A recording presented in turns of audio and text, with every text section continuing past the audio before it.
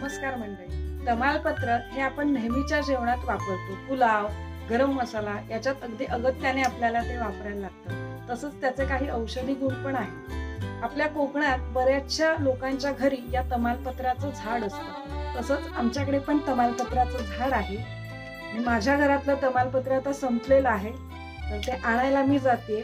आपल्या इथे बागेत वरच एक तमालपत्राचं मोठं झाड आहे, तिथे मी आता चालले। मस्त दाट धुकं पडलंय आणि कडकडून थंडी सुद्धा पडली। आता सगळ्या झाडांना छान पालवी फुटेल, आंब्याला सुद्धा छान मोहर फुटेल। इथे मी दालचिनीच्या झाडाजवळ पोहोचले। डाव्या बाजूला जे दिसतंय ते दालचिनीचं झाड आहे आणि उजव्या बाजूला आहे ते चिक्कूचं झाड आहे। खाली जायला जरा वाट निसरडी आहे, पण बघूया। मी आता त्याच वाटेने जायचं ठरवलंय। मी आता आपल्या झाडाजवळ, पानं छान हिरवीगार दिसतायत। कुठली काढू आणि कुठली नको असं झालंय मला। छान झाड मोठं झालंय। हे एक साधारण 5-1 वर्षापूर्वी मीच लावलेलं झाड आहे। चिक्कूच्या झाडाने त्या दालचिनीच्या झाडाला पण व्यापून टाकलंय।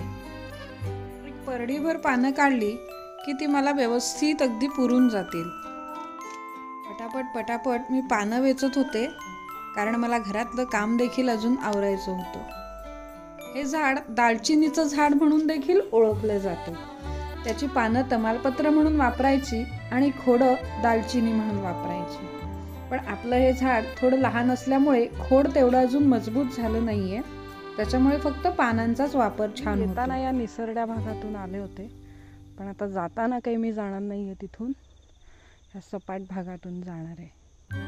परडीभर आपली पानं काढून झालेली आहेत, आता ती सुकवायची।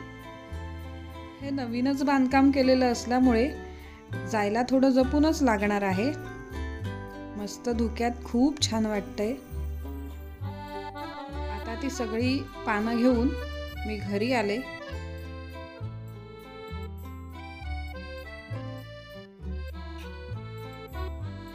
आता ही हिरवीगार पानं मी स्वच्छ नळाखाली धुवून घेते। धुवून घेतली की त्याच्यावर असलेली धूळ किंवा बारीक अजून काही असेल ते सगळं निघून जाईल। पाण्याला फोर्स खूप जास्त आहे नळाच्या, पानं छान स्वच्छ धुतली गेली। पाण्याला खूप छान फोर्स असल्यामुळे सगळी पानं लवकरच धुवून झाली। आता ही पानं त्यातलं पाणी निघून जाण्यासाठी मी उन्हात ठेवून देईन। इथे छानपैकी ऊन येतं, अशीच्या अशी परडी जरी ठेवली तरी ती खूप छान सुकतील। व्हिडिओ आवडला असेल तर नक्की लाईक करा। थँक्यू।